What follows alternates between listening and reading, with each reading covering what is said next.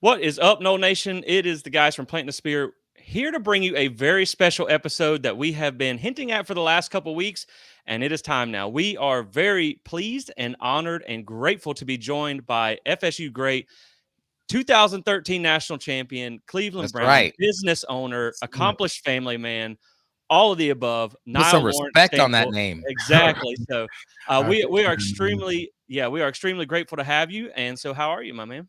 I'm good, man. I'm good. Just living the dream, like people say, man. Doing my thing on a bunch of different accords and just trying to do the best I can, man. That's pretty much it. Yeah, awesome. So I actually I saw Niall on Instagram and started seeing his reels and his content on YouTube. And it's like, I mean, it's really amazing stuff. You get player insights from someone who not only played the game, but at a very high level as a national champion and part of some really great teams. So, before we jump into this, you guys make sure you go to YouTube and subscribe to Nolan with Nile, and you'll see the information scrolling across the bottom of your screen if you're watching on YouTube on how to find him, as well as on Instagram, some great content that I know you guys are going to enjoy. And I immediately knew I had to reach out and see if we could get him on here. So, with that being said, I'm excited to talk some football. There's all the Yeah, man. ACC ramblings and stuff like that, and like I know some podcasts love it, but it's like this isn't court TV, man. This is football. Yeah. Let's talk some ball. So, with that being said, we will jump right into a spring breakdown. That's kind of going to be the topic of the show. We know Florida State currently is in the thick of things with spring camp. We got the scrimmage or the spring game coming up in just about over a week. That is something that we're all looking forward to kind of get our eyes on this team.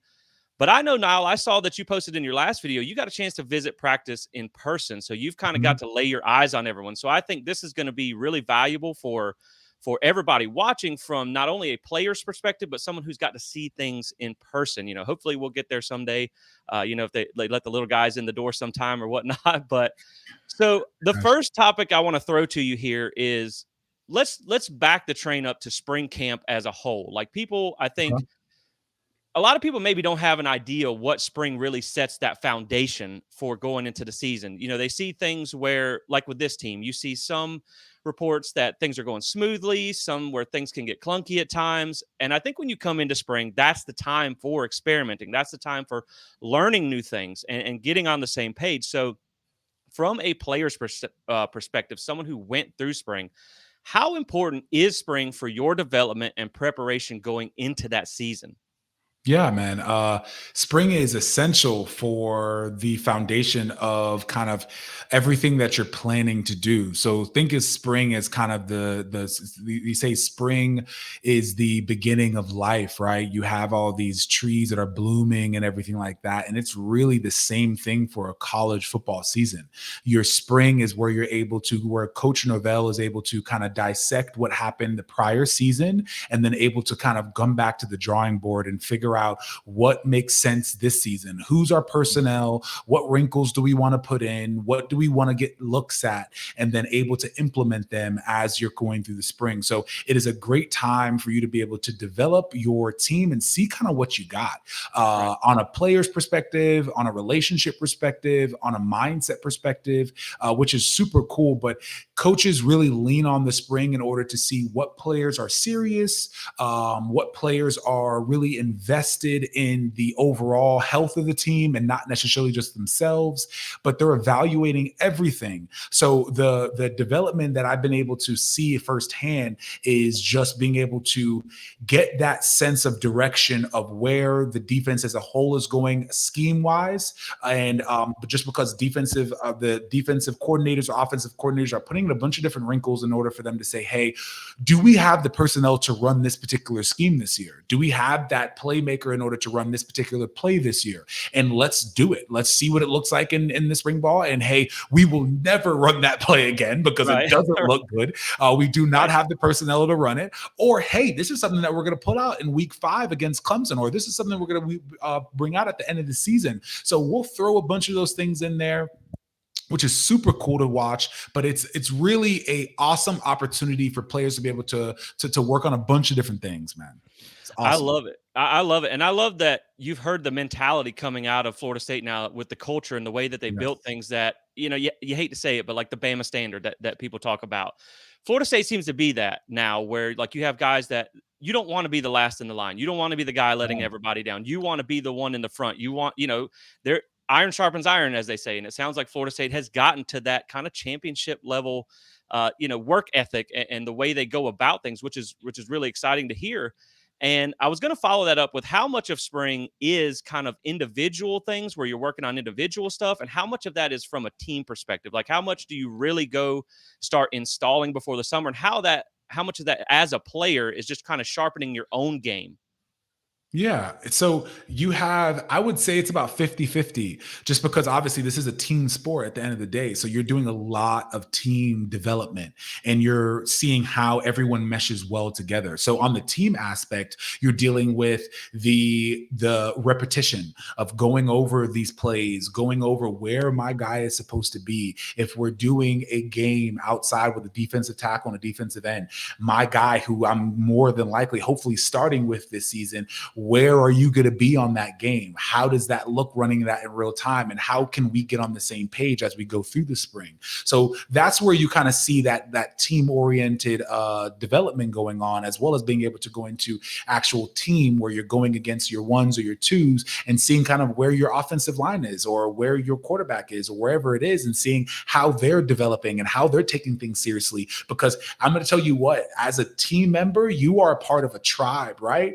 And within those walls of that indoor facility or in those walls of that practice facility, there are going to be fights. There's going to be issues. There's going to be screaming. There's going to be all types of things. And every bit of that is how you cultivate a great team. So individually, you're able to say, okay, what am I working on this season? Especially some of these great players. What am I working on this season? I know that a huge part of my development was coming in and talking to my assistant coach, Brian Williams, who's a phenomenal coach now. He's a defensive coordinator at Maryland, and he was my defensive coach's assistant.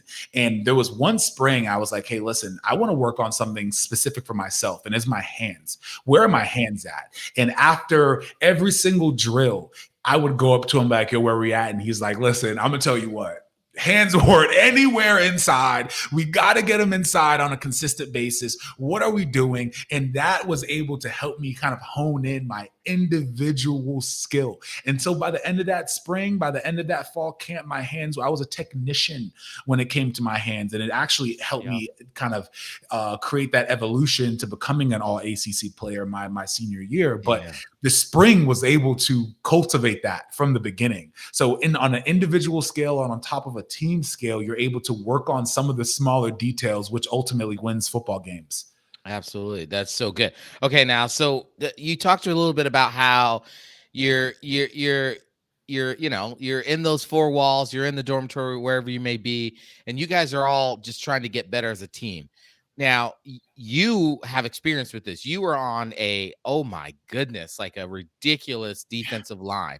You're all studs, you're all NFL draft worthy, but you're all fighting for, at the time, Jeremy Pruitt's defense was that 4 down. I think you guys had 4 linemen across. Yeah, we had Sometimes 4. like that. On a regular package, we had 4 guys. On 4 guys. So you're all fighting for playing time. How is the culture of spring with so much good competition, which we're finally getting back to, as you saw, so much good competition? How do you balance that as a teammate of like, I want to play, but also understand like we have to come together as a team? Yeah, man. That's a really good question. I like that because you fall in line. And it doesn't seem that way, especially when you get to the NFL. You fall in line, and it comes from every single day that you're working, and your counterparts are able to see you, and they're like, "Holy smokes, he split that double team pretty good. Holy smokes, that was against Brian Stork. Holy smokes, that was against Trey Jackson." So you're talking about really good players, and you're saying, "Hey, he's winning his one-on-one battles. He's winning his double team. We're going in the film room," and you're able to say, "Hey, this is happening in real time. I need to either figure it out or I need to fall back." So everyone falls in line, especially like someone like me. And I'm a humble guy. You have a guy like Timmy Jernigan in front of you, dog. So it's like, listen, let's be realistic with yourself. But I'm gonna be honest with you. Between those white lines, that realistic comes very quickly when you're able to see, hey, I need to get better at being low. I need to get better with my hands. I need to become more explosive because the film does not lie. So when you're able to see that and it's very clear, it's easy to say, all right, Timmy, like, you're doing well. What do I need to be doing better? I obviously see that you're going to be playing in front of me, but if I'm not realistic with myself and I'm not real with myself, I'm never going to get better. Especially you have players that are like, oh, well, I should be playing, I should be doing this. And those are the type of players that don't really last very long at one organization, and they typically transfer because they're not able to be realistic with themselves. And if once the second you realize that and you're able to fall in line with the players that are there, and the hierarchy kind of sets itself up, you're able to set yourself up for success. And you're able to say, okay, what can I do in order to get on the field? And that's when your coach is like, hey, listen, I see you've been working on this. He's not great at that. We're going to start playing you on third down. We're going to start playing you on second down. We're going to start playing you on a potential game because you do really well at that game. But if you're just sulking and you're not able to figure that out, it becomes a very long, drooling season, and you're aggravated. No one really is trying to put their arm around you because you feel like you are better than you really are. So that's a good question, but that's really what happens if you either don't figure it out or you figure it out and you fall in line. Yeah, Jesse, I'll kick this back to you, but man, that's such a good point of understanding, like, oh, so if we see a guy that's usually coming out on third down or situational, we know that, oh, the coaches likely believe that he can handle this moment or this game that they're running, this two-man game, or, this stunt and twist around, because they think he can handle it better. So that's a great insight for us. Yes. I'm a film nerd, as Jesse can tell you. Like, I record the games and watch them afterwards and take notes and do all the weird stuff like that, even though I don't do this for a full living. So that's good to know, man. I appreciate you sharing that. Yeah, absolutely, man.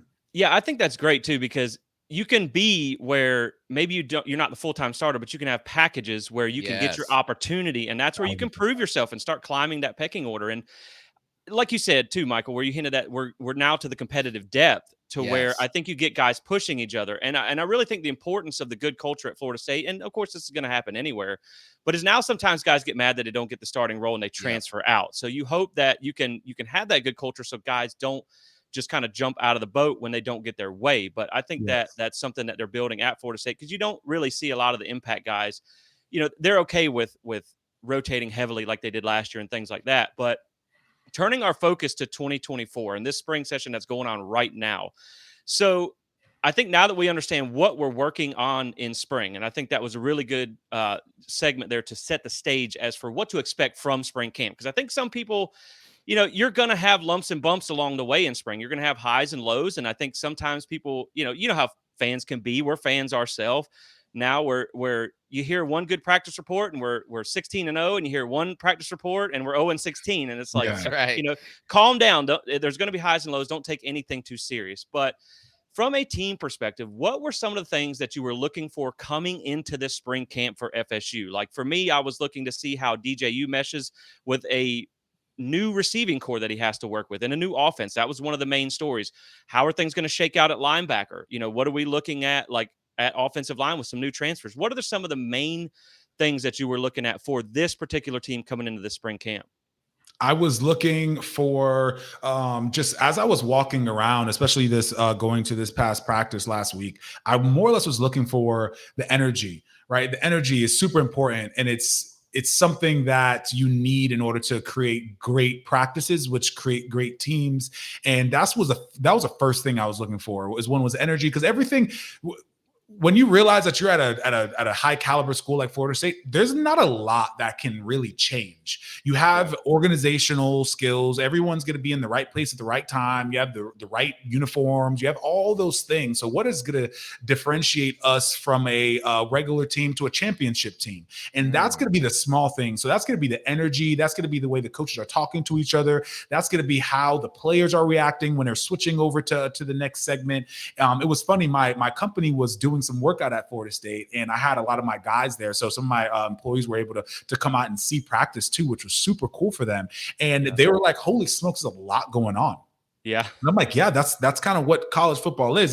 There's a lot of moving bodies, and we're all trying to be as efficient as you can within that certain amount of time that you have. So we're going from practice, you're going from segment to segment. And what I saw and what I was expecting was, what I was hoping for was to see the energy level stay consistent and to see leaders speaking up. Right. Unfortunately, I didn't see a ton of leaders speaking up. I didn't hear a lot of rah, which is super important. And some players think it's a little gimmicky, and some players are like, "Hey, listen, just kind of tone it down." But it's important for a team to have those rah guys, and Yeah. have those Telvin Smiths, and have those DeMarcus Walkers, and have those players that are going to keep accountability within the team and not just on the coaching side of things. So I didn't hear a ton of that, which I wasn't too happy with, but I did see a ton of energy. And Norvell is a super high energy guy.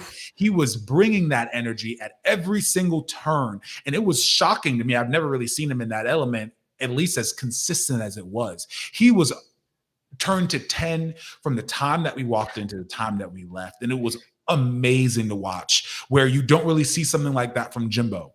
Yeah. But we are in a completely different era. We're in a That's right. completely different era of college football. And some of these old coaches that have these old ways, like the Nick Sabans and stuff like that, Yeah. aren't going to really play into these younger players as much unless you're able to say, hey, listen, I am with you. I am not your dictator. I am not your president. I am your teammate. I'm just the coach of this place. And that's the kind of the vibe that we're starting to get in college football. And Norvell's picked that vibe up.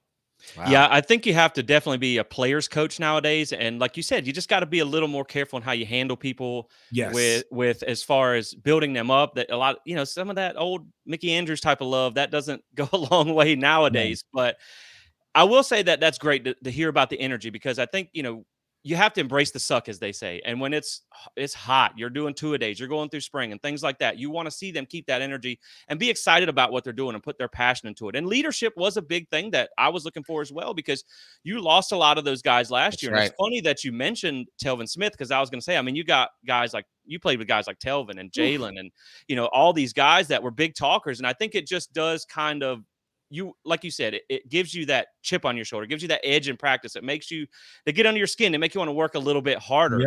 So hopefully they develop that. I mean, I try to tell people all the time, you have to understand they're literally 2 weeks into being on this team, a lot of the guys. So, think about, as an adult, if you start a new job or something like that, how uncomfortable it feels at first. So guys will grow into their skin. I think you'll see that develop going.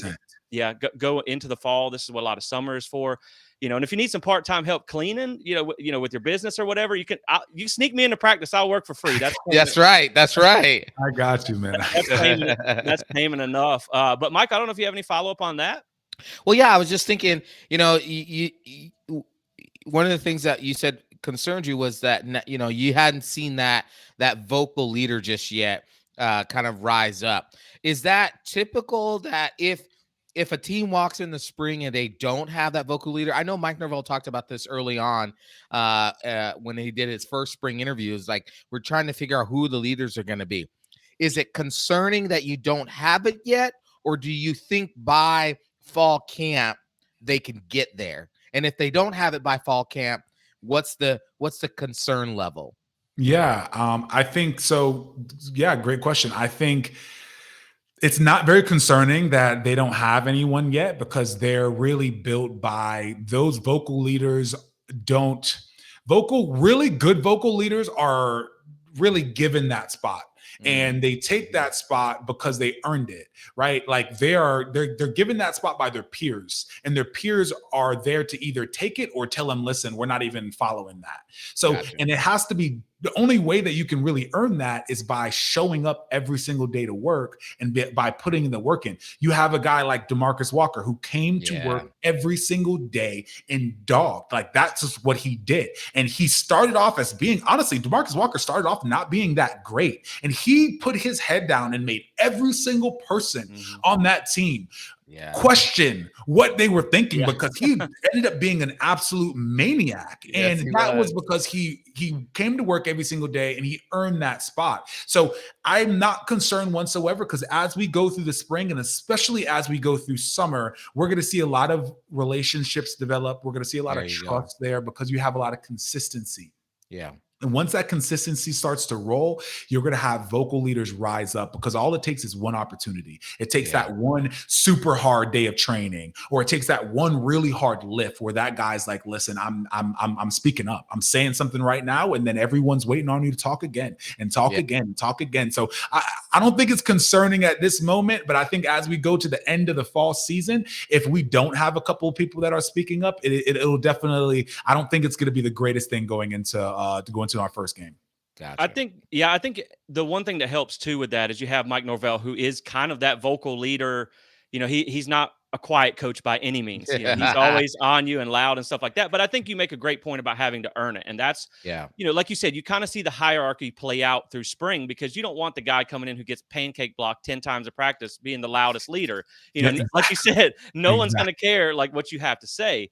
So now that Florida State is a good chunk of the way, about 2/3 of the way through spring camp, with the spring game coming up, what are some of the things that maybe you were looking for coming into camp that you have seen, and some of the things that maybe you haven't? Like, for instance, for me, I think that from what I've seen so far and reading the reports and stuff like that, I think we might be a little bit more of a run first team than I had originally imagined, with the bigger quarterback, a deep stable of running backs.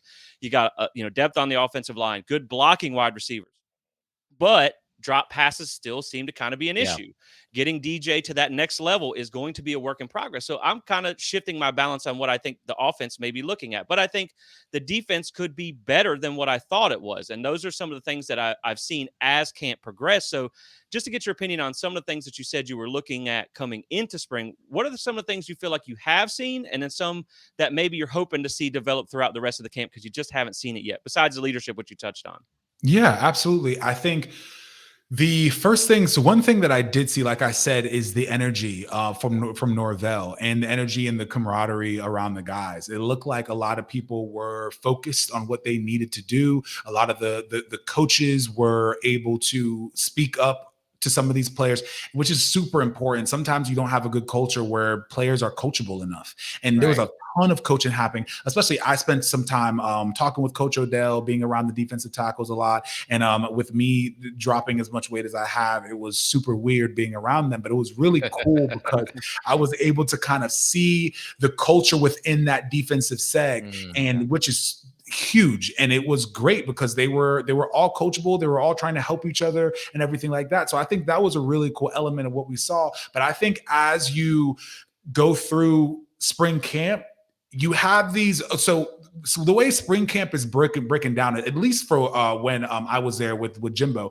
is a lot of coaches will throw in wrinkles throughout spring camp that don't really involve one of another. Like, you have this situation to where you are throwing in like, hey, listen, coach, for the next 2 days, we're going to start working on first downs. Like, all we're working on is first downs, or all we're going to work on is our second down package, or we're going to work on 2-minute drill, or whatever the case may be. So I think it's really tough seeing something as a well-functioning machine so early, especially in the spring at all. I think as you get to the end of spring, especially in your scrimmage, they're going to put a lot of things together. And that, I know that because you'd come into practice and you'd be kind of confused. You'd be like, all right, so we're only doing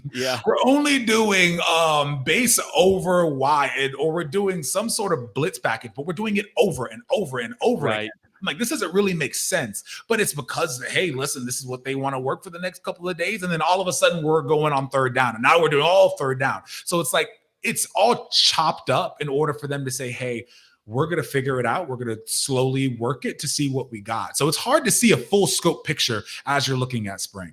I think it's funny you mentioned that because, last year when the spring game happened, everybody was confused. We started with a bunch of 2-point conversions. They're like, what is going on? Are we starting? Are we warming up? What's going on here? So, I get, definitely. That makes a lot of sense, because this is that time to kind of drill down into things that you can find. Like you said, find out what you got and what you need to work for in the fall. Like you said, we can't do this, so we don't need to waste time. We can do this well. Let's pound this, into where we can do it very well when we need to. So, Michael, any follow up on that? Yeah. Okay. So I do have a question on that. So you talk about how the coaches, walk through, they have practice plans and all that stuff. So in, let's see, so 2013, y'all open with Pitt.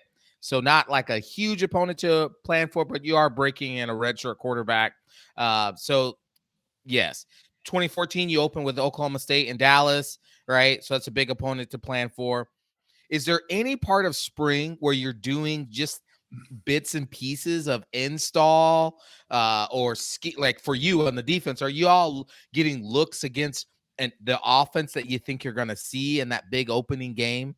Yeah, 1,000%. And we're not Okay. only doing that for your season opener, we're doing that for multiple teams down the line. And Okay. and what they're doing as well as that, these analysts that Florida State has is they're actually looking at what was wrong that past season and how we can fix it this upcoming season. Like, what Okay. did we do wrong? And then they're going to run some of those plays. And that's what I'm saying. It's really weird because you'll go through and they'll start talking about it. And then this is a great example. They'll say, okay, well, now we're going and we're opening with we're playing Clemson, right? And as we're playing Clemson, this is what happened last year. Hey, this particular run install today, we're going to go over what went wrong. And then they'll talk about it and then we'll run certain plays. So yeah, we're going over certain teams that we're going to be playing or certain things that we're going to be playing. But that particular wrinkle is going to vast against a bunch of different opponents, but they're going to use particular games in order to make those examples. And when we go into the film room, we're going to look at it. The analysts would have broken down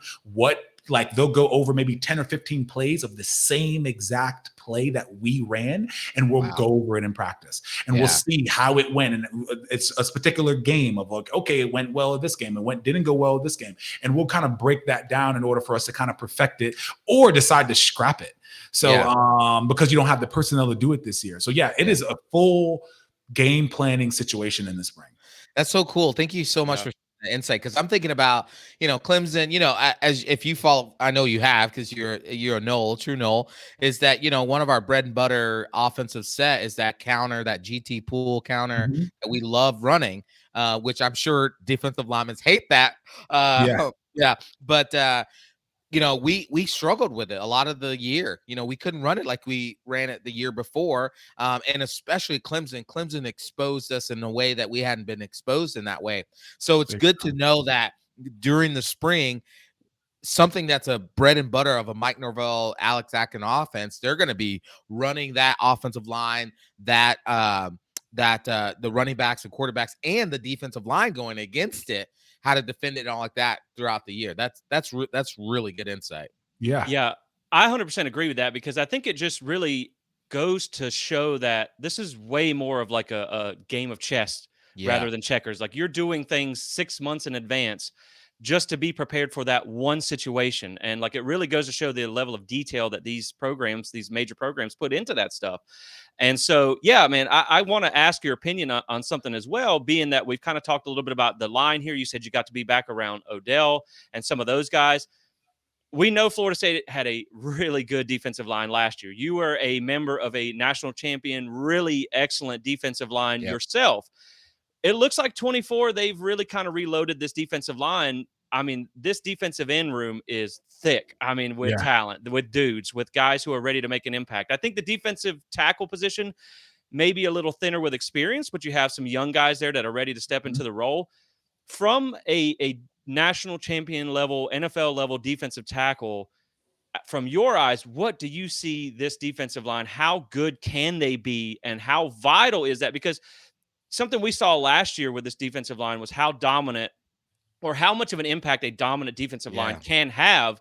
Whereas if you think back to the year that we lost Fabian Lovett in the LSU game in 22, you kind of struggled to stop the run up the middle for a long time. So what have you seen from this defensive line unit so far this spring? And how big of an impact does that bring to this defense for this season? Yeah, man, it's so important, and that's why Odell is such a vital part. The defensive tackles are such a key part to that defense, and I'll speak a little bit about that. Is especially when you have someone like Telvin Smith playing behind you as a defensive tackle, you are really somewhat of the heart of that defense, because if you have someone slap you on your ass and tell you, listen, you got to get over to that 3 technique, like you're supposed to move over there. Telvin is telling me to go over there, because if that guard and that tackle come off, that guard is taking away the heart of our defense, which is our middle backer. So That's it's right. like, it's so important for that defensive tackle to be able to do his job and understand his job very well. And the athleticism that we have in the defensive tackle room, as well as the size we have, is great. Some of these players to put their arm around some of these younger guys in order for them to understand that, listen, we need you. We need you to come along and be able to get that game time experience early on. So get ready, because it's one thing to show it in practice, and it's one thing to be able to fit and do those things in practice. It's another thing to do it in the game. So that young, fresh blood that we have in that room has got to get seasoned very, very quick. Defensive tackle was something to where, like, I was amazed when, especially when Timmy Jernigan was there, because Timmy Jernigan picked it up so quickly. Yes, and even if you have like an Eddie Goldman, who was an unbelievable defensive tackle, he still had a small learning curve. He still had to figure some of those things out. And he figured them out. He was very dominant, but it's a learning curve at defensive tackle. It really is. So that's a little bit thing that's something that kind of scares me a little bit. But overall, I think some of the guys that we have, especially someone like Grady Kelly, I think he's someone that's a little bit younger, but I think he can really do well. I saw a lot of consistency from him, and I saw a lot of grit coming from him. And then obviously you have some of our dogs in there that I think are going to really hold it down. But you have the Marvin Jones and you have the Patrick Paytons that are going to be extremely essential, putting their arms around these guys. Because if you were able to rotate them in early, so they can get great game time early, it'll pay dividends going throughout the season. And they're going to have to get hit in the mouth. As a defensive tackle, you're going to get hit in the mouth, right? And it'll wake you up. It'll wake you up. I have so many stories about being a young buck and getting hit in the mouth, and my coach or my teammate being like, hey, listen, I saw that. We're going to see that in the film room, but I saw that. But guess what? You're going to learn from it, and you won't get hit in the mouth again, or you're going to stay low on that next play. It's easy to stay low in practice, but when it's the third down and you've been on the field for 15, 20 plays in a row and they're about to score, it's a lot different ball game. So you got to stay low at all times. So I think experience is going to be vital. And if we can get it early in the season, we may be okay this season for sure at defensive line. Man, I love that. Like, and I think you said a key thing now is that it's that rotation. It's that getting them the like actual game experience. I imagine that when you were playing, I don't remember very well. I have to go back and look at the tape because I still have all 3 of your seasons on recording film. I don't think you guys rotated as much as we're rotating defensive players this season. Am I correct? Yeah, no, 100%. We rotated quite a bit, but we definitely didn't rotate as much. Yeah, because we saw, even this season, Jesse, right? We saw players coming in at at downs. You'd think you want your star players in, and we're like, why is the second stringer, third stringers getting in here? And so I imagine that's going to pay dividends down the road. That if you had that, coming out of 2013, that 2014 sets you up super well, right? Because you played really key down experiences so that oh, hey, we're on the 10. They're about going in. I'm going to have to get really low and fight. This is third and, we got to make something happen. As Mike Norrell says, this is the money down. And so I think that's such a key insight. Yeah. It's like I think Mike Tyson that had the famous quote, like, all plans sound great till you get punched in the face or whatever. That's right. So, it's like you gotta learn on the fly. And I do think we have some young guys that can make a difference. I'm excited to hear the report about Grady Kelly because I think they're going to need him to be critical for that defensive line this year. I'm of the belief that I think we could use one more, not necessarily like a top line starter, but at least one more experienced player from the portal at defensive tackle. I would personally like to see us get that, not because I don't think the guys that we have can't step into those roles, but I think it's one of those where last year showed you have to plan for every situation. And if you were to lose somebody, we already know Josh Farmer's missing the rest of spring with an injury. I think you just would love to have that depth there, because I also have to say that we're looking at things from Florida State trying to compete for the playoffs and a national championship. Yes. Right. And as far as the rotation goes, that is something that Mike Norvell said. He studied a lot of the championship teams, the Georgias, the Alabamas, the Clemsons, and how they did that. And he managed it the same way. And, they said when they revisited it, a lot of the defensive linemen thought it actually paid off. It kept them fresh for those big down situations like you talked about. When it's third down, they're about to score, and you just have to suck it up. Like you have to make that play. But I think that leads into a good discussion here when that Michael had a question on with when there are championship aspirations on the line, like this team, you're coming from last year where you don't need any motivation because of what happened last year. They've Right. said that the slogan this year has been "Leave no doubt." I think they really want to go for that championship. But when there are championship aspirations on the line, and you obviously experienced this with winning in 2013, the way you guys went into that season, obviously hoping to repeat in 2014. How does that change the way you go about spring, and what can spring do to set you up when you have championship aspirations on the line? I mean, obviously every program goes into the season wanting to win a national championship, but we know realistically that is on the table for Florida State this year. Yeah, man. I think you build, right? You build on what you already have and you build a championship mindset. You have an understanding that that is the standard and that's where we are going. We're able to compartmentalize what happened last year, understand that there was obviously a bunch of circumstances. We don't make excuses. Right. And that's where Florida State made me turn into a man, is because Coach Odell, especially someone like Jimbo, there's no excuses there. There's wins and there's losses. So no matter what that is, you take that, you digest it, and you move forward. And I think that we take the consideration of that, we move forward, and we understand that there's really no other option other than us going to the playoffs in order to compete for a national champion. It's a championship, because we take all the issues that happened last season and we create ourselves as a target, right? We're a target. We have a target on our back. And once you do that, you're able to push and make the team that much closer, because it's us against the world. When we had our championship run, it was us against the world for obviously different reasons, just because we had some issues going on within our team and just a bunch of other things. But we were truly a team, and everything that happened in that facility was because we were against the world as a team. Right. So I think Norvell builds that within his team. It's a little bit different because obviously we have a bunch of guys coming in, but if Norvell can push that narrative and can push that mindset, which seems like Norvell is a unbelievable person to do that, because he is so intentional. He is so intentional. When you talk to him, he is just absolutely so genuine. And I think that's why he's able to do what he's doing at Florida State.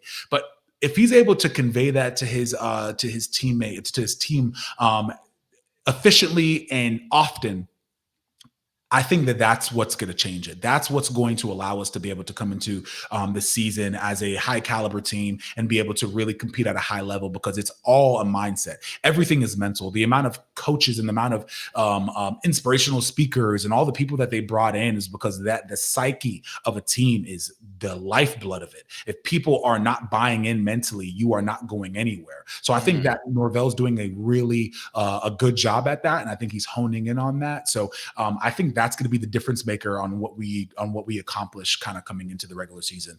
That's good. That's good. Okay.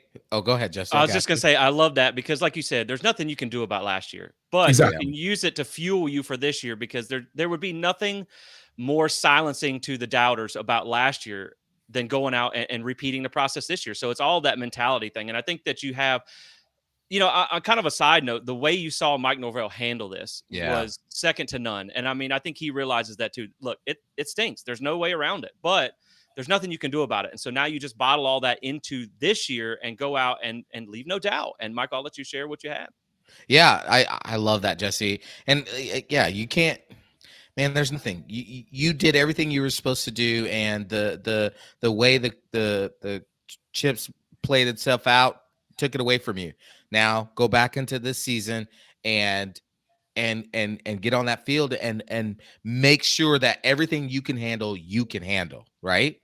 Now, you're in the spring, stuff is happening, you're trying to win playing time, you're trying to win positions, but life is also happening too. So you're getting to know your teammates and all that stuff. So now I'd love to know if you could share the funniest thing you ever experienced, saw, or was a part of during spring practices at Florida State. So there's a ton, man. There's a ton, but I will say there's a very memorable moment that I had. And it's nothing crazy, but like it was a really long spring, right? So like obviously you come into spring from fourth quarter drills or kind of whatever those drills are prior to spring, which are really hard and drooling. So you come into that and you go into spring ball and you are exhausted and you're like, all right, like we're getting to our last practice and like, all right, we're pretty much wrapped up. And we got out of practice. I left. I needed to call my coach about something, and I reached out to Odell. And it was probably maybe 8:30 that night. We had gotten out around like 4, something like that after practice. And I reached out to Odell, and this was basically the last day of spring ball. I called Coach Odell, and I'm like, "Hey, listen, so I need to talk to you about something. Like, let's meet up. Like, we need to kind of talk about what's going on."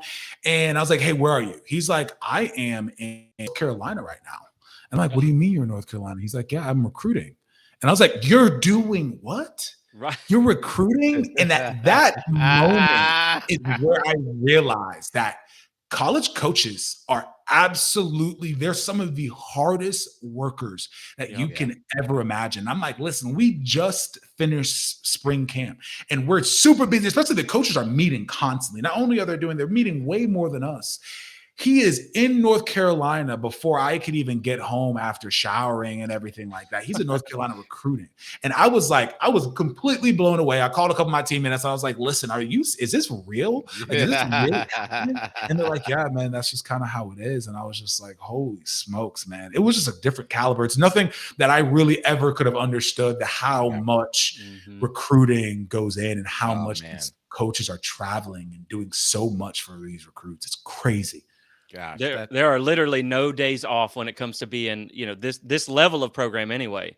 Yeah. Holy smokes. So crazy. As we get ready to kind of wind things down here, I want to ask you one more question. And for those listening, me and Niall talked when we set this up, and we're hopefully going to have him as a new friend of the show and get him on a couple more times to give some thoughts throughout the summer and going into fall camp. But being that this will be the last time we talk to you before spring wraps up, I wanted to ask a question looking at summer. As a player, you finish spring camp, you got that long period before fall. A lot of this falls on player run practices and things like that. What does summer look like from a player's perspective, one, and then like how much of that is you just got to have that determination, because it's easy probably to take that day off to not go to that player run practice, but how much of what you do in summer sets you up for the fall when basically it's on you to find your own motivation? And then, what does that look like from a player's perspective? Yeah. So technically it's on you, but it's really on it's on your training staff and it's on your athletic staff and it's like on everyone. So it's really not just on lifting weights, it's on everything. So you have players with injuries. Workouts are mandatory during the summer. So no one's really going home. The longest time you have, I think it's like spring break is the only time you really get a really long time. Other than that, during the summer, you get to go home for a little bit, but you come back and you have classes and you're working out. But summer is so key. Majority of my counterparts and myself included take summer so seriously because you're able to really focus on football. Like you may have 1 or 2 classes, but you're kind of a professional athlete at that point. Right, you're able to go work out. You have a class or 2, go home, and then you're able to come back out to the practice facility, work on small things, work on this, work on that. And then you also have your coaches that are completely dialed in. So if you are not running as fast as you can, they're getting speed charts. They get things sent to them. So you have, especially that transitioned while I was there. So you go from not having to worry about anything to then having your coach call you and be like, listen, you ran 20 miles an hour or they stitching on you miles an hour. Are you serious? I'm looking at the speed chart. You're the slowest one out there. You're not running that hard. Your workload is low. You're a legitimate car at that point. You're getting progress reports. So you have incentive because these coaches are watching that and they're monitoring that, even though they're away, they're getting their much needed time off during that time, but they're monitoring you nonetheless. So you don't really have time to slack off. because you're trying to get to that. But at the same time, I've really never seen anybody or any of my counterparts not take summer extremely serious, especially it's super close to that regular season. So everyone's dropping weight if they need to, or everyone's gaining weight if they need to. Everyone's working on their speed and working on some of those things. But you are technically a professional athlete because the school doesn't really have a lot of to do with it. You're not meeting a ton. So that's more or less what summer looks like. You're able to have a little bit of a social life, but you're also able to really grind and have that time for yourself to kind of hone in. And that's typically what summer looks like as a whole for a college football player. I think that's really cool to hear because I'm sure when you get to fall camp, you can tell who took summer serious and who didn't. Oh, But for sure. but like you said, it sounds like there's a very probably more of a level of accountability than the common fan thinks about when as far as from that. So it's good to hear though. I mean, to keep you in line. Now, as we get ready to wrap this up, I got two quick hitters for you. Yeah. First off, me and Michael were cherished memories, man, and we definitely tip our cap and thank you for what you did while you were at Florida State. We were both fortunate enough to be at the national championship game in the Rose Bowl in 2013. Something that I will never forget, a memory I will never forget in my lifetime. Nope. But from a player who was on the field and you were, for a night, an off season, a year, you were on the mountaintop of college football. Just what did it feel like when that clock hit zero and you knew that you were a national champion?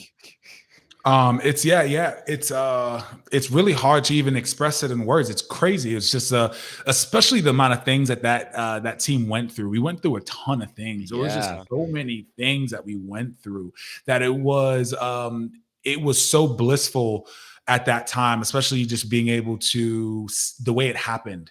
Obviously, Kelvin Benjamin being able to secure that, as well as Rashad Green having that unbelievable. But when you have a horse collar. Exactly. You have but you have those things in line and you're able to count on those people. And obviously Jameis is an unbelievable player and he was able to command that offense. But we run those plays. I've seen that drive happen over and over and over and over again in practice. That drive was not just made out of nowhere. It happens over and over again. So they were prepared and we were able to do that. But I will say this.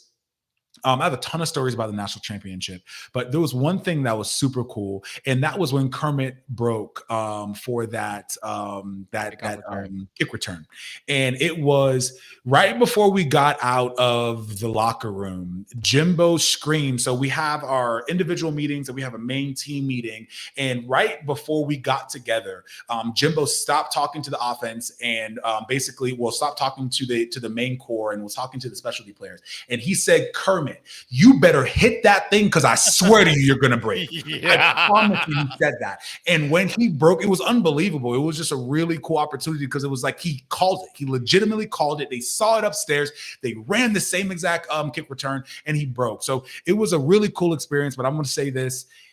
Winning a national championship was one of the best moments of my life. And it opened up a huge perspective for me in terms of things are possible. And it's so cliche, but when you work so hard for things in life and things don't happen the way that you expect them to, you slowly get more and more cynical. And I think it's like a unconscious thing.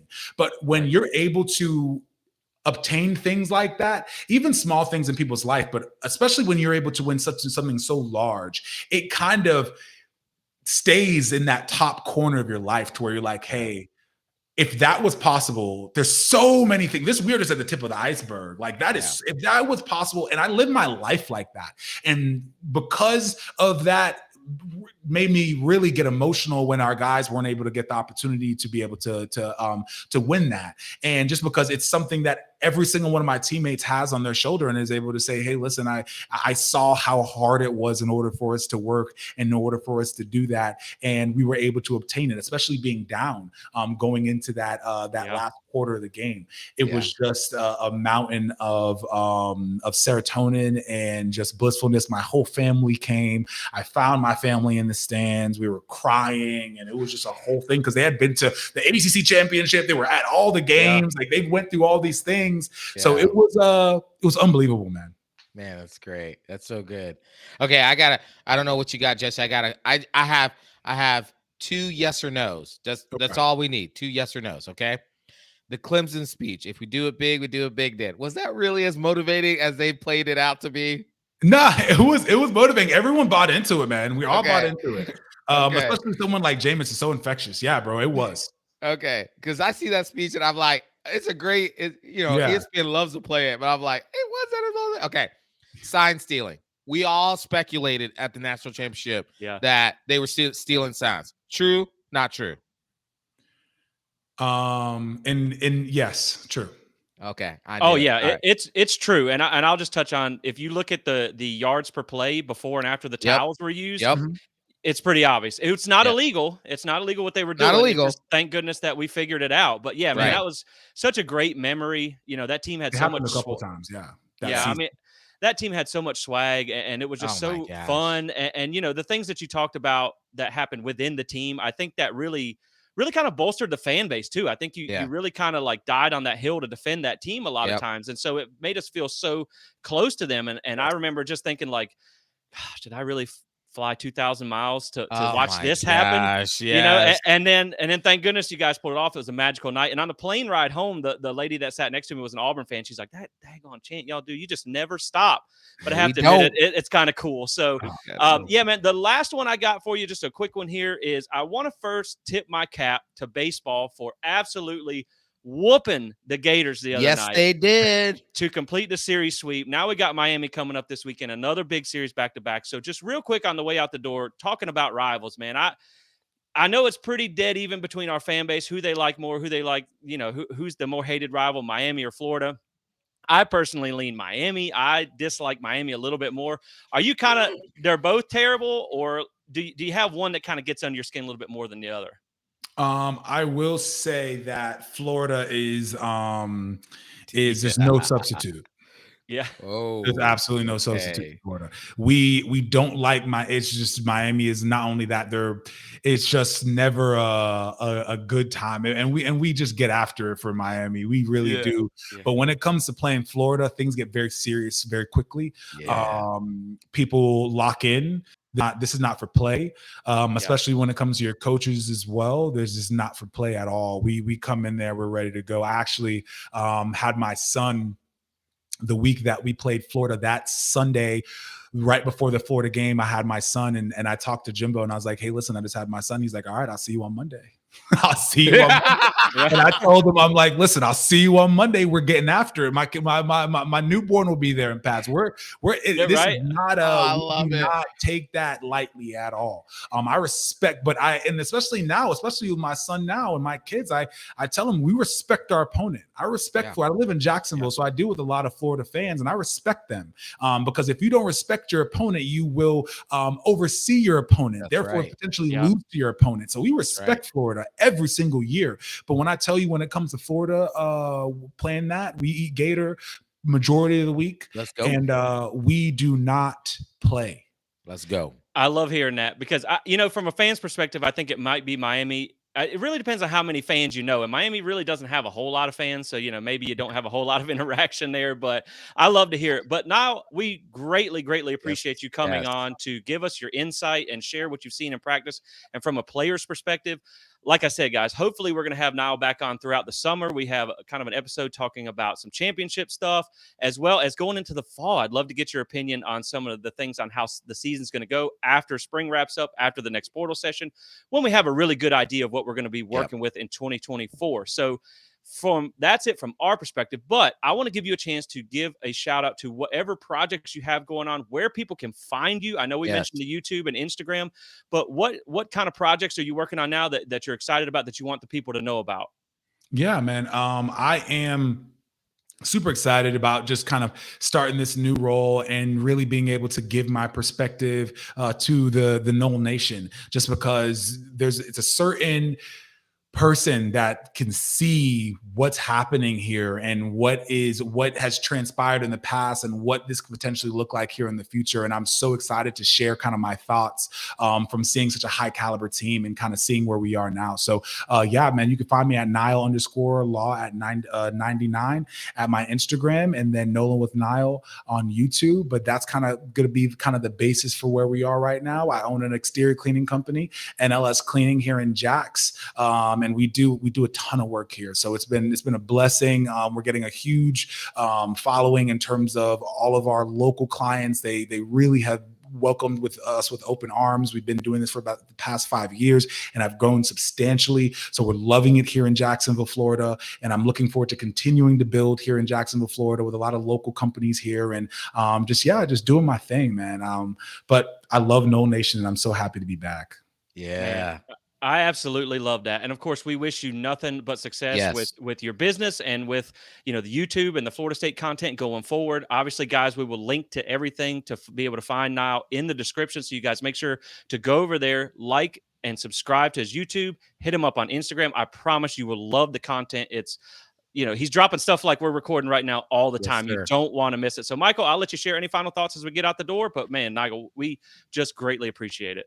Absolutely, man. Yeah, now we're greatly appreciate that you would come on our show and just share your wisdom and insight and stories of just how this university has impacted you and your family. Man, we're greatly appreciative of what you gave to Florida State, man. I hope you never ever forget that.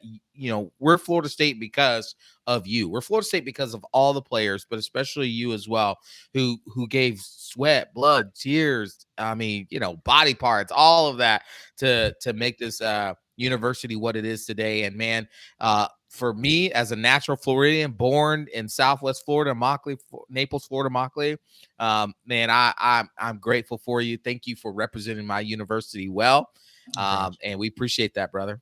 Absolutely, man. I appreciate you guys having me on, man. It's been awesome. Yeah, Can't wait to definitely. do it again. Even from a fan's perspective, you're still a little bit in awe. I mean, it's just Yes. it's such a cool opportunity. But yeah, definitely we appreciate it.